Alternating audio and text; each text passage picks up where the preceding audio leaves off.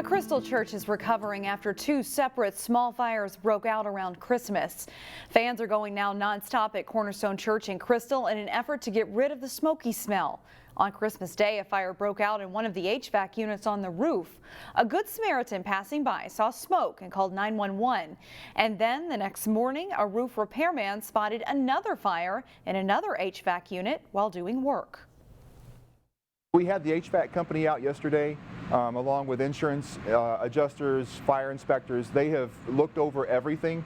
We have 5 more units on top of the roof. Everything there is safe and secure. They're investigating some causes, so I really can't go into a whole lot of that information, but we think we know what caused the fire. Pastor Jeremy Bratcher says the church is very lucky and there's no structural damage, no interior damage, and no one was hurt. He also says this could have been a much worse situation if it weren't for the Good Samaritan and the roofer. But Cornerstone Church says they are more concerned about helping people impacted by the Drake Building fire in Minneapolis on Christmas. More than 200 people were displaced from that fire, which houses homeless people in Hennepin County. We're hoping to partner with other churches. Bethlehem Baptist, which has been leading a large part of that charge, is part of our same conference of churches. And so how do we partner with them? How do we extend some care out that way and extend good into people who really need it right now? Cornerstone Church in Crystal says services are still on for this Sunday.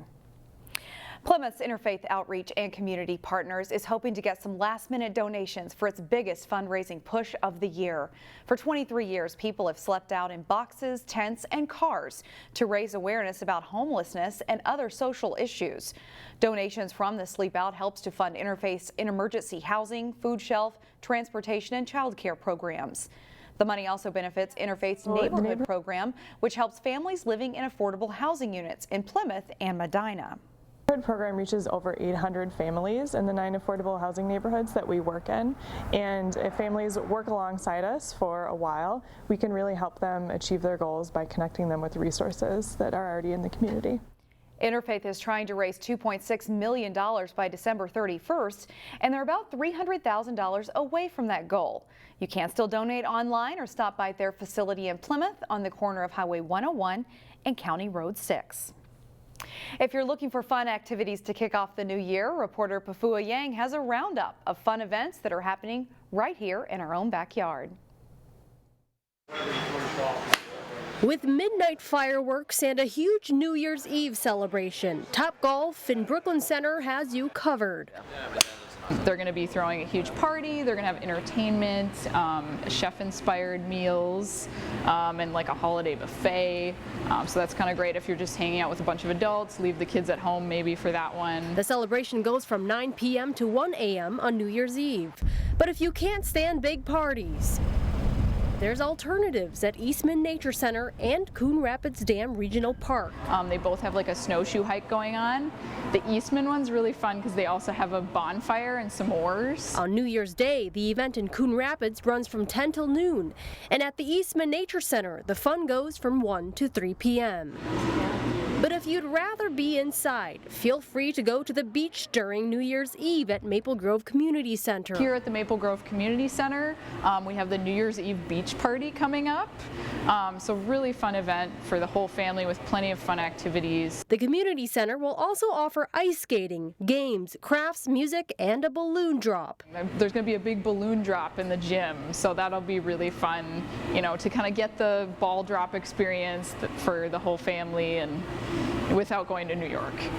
It's kind of nice. Maple Grove Community Center opens from 2 to 6 p.m. on New Year's Eve. I think it's just a great time of year to kind of look back and reflect on the year. Just find a fun way to celebrate it with the people you care about the most. Pafua Yang, CCX News. There are plenty of outdoor winter options in the Twin Cities, and one of them is in Maple Grove. Eric Nelson checked out a popular place that's the perfect backyard getaway. From afar, it looks like a ski resort in the Colorado Rockies. But there is no skiing here, just skating. I think it's awesome. I think they need another one. Maple Grove Central Park Ice Skating Loop has become a go-to spot in the Northwest Burbs. It's a lot of fun. It's good to see everyone out here skating around. It's kind of part of the Minnesota way. Mark Ullman came all the way from Mankato to skate the loop. I don't have an ugly sweater, so I go with an ugly suit. His colorful Christmas look was certainly the most creative outfit on the ice. Puts me in the holiday spirit. For Christy DeMuth, Sometimes this place is packed because it's so much fun. the loop is a chance to turn back the clock and show off some figure skating routines she performed a few years ago. I'm just skating for fun. I love spinning and jumping, so I can't help myself. But yeah, it's fun for the whole family. The loop is 810 feet long and 20 feet wide.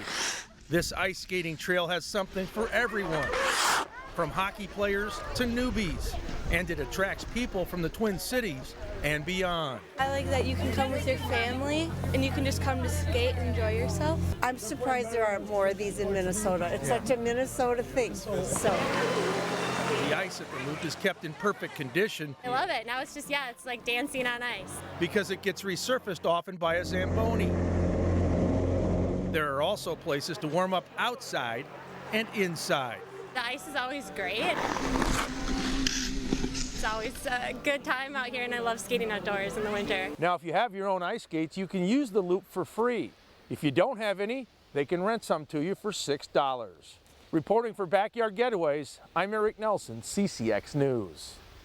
The Maple Grove skating loop is refrigerated so it can stay open despite the weather. However, that is not the case for many outdoor rinks in our area. The warmer temperatures have closed many rinks, including the one in downtown Osseo. The rain that's expected over the course of the weekend won't help either. So before you head out, check with your city to see if it's okay to skate.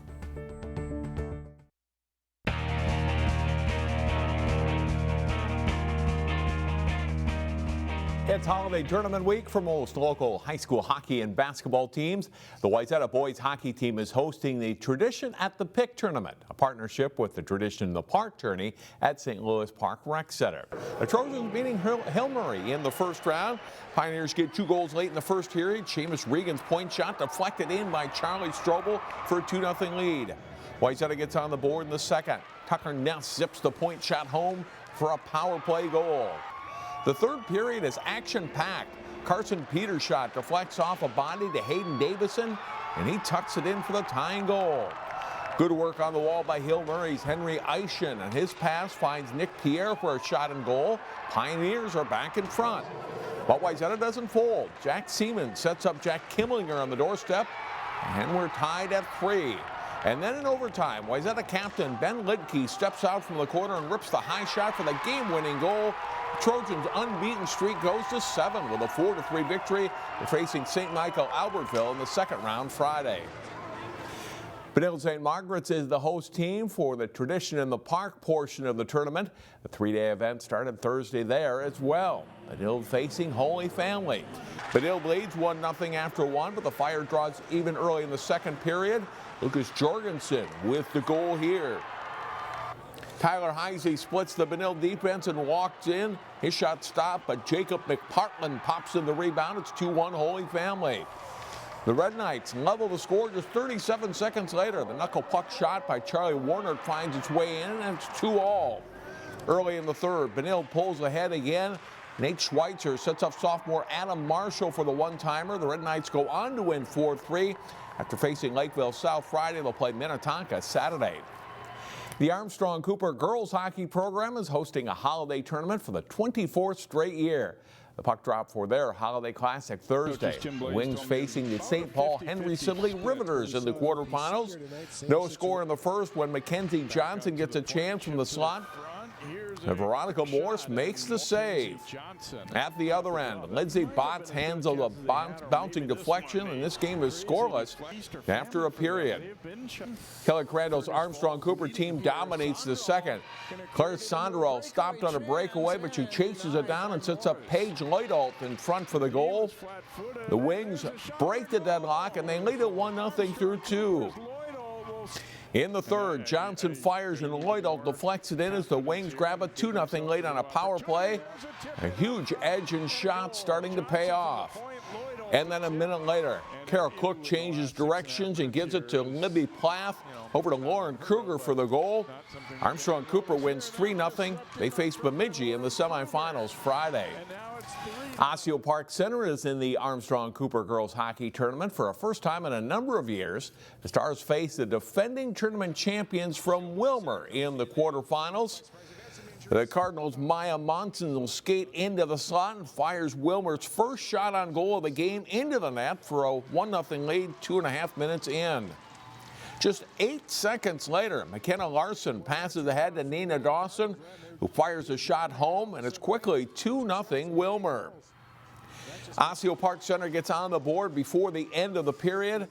Abigail Today with a shot toward the net. Tavery Scherner is there to put the puck away for a goal, and it's 2-1 after one. Second period, the Stars' Tessa Strand's shot deflected into the net by Presley KRAMER for a goal, tying the game at 2. That's the score after 2 periods. In the third and on the power play, Haley Iko centers to Scherner, whose backhander is in for a goal to put OPC ahead for good. Scherner would later add another goal to complete her hat trick as the Stars win 4-3. OPC plays Fergus Falls in the semifinals at New Hope Ice Arena. That's a look at sports. More news in a moment. Boy, what a shot. She took her time.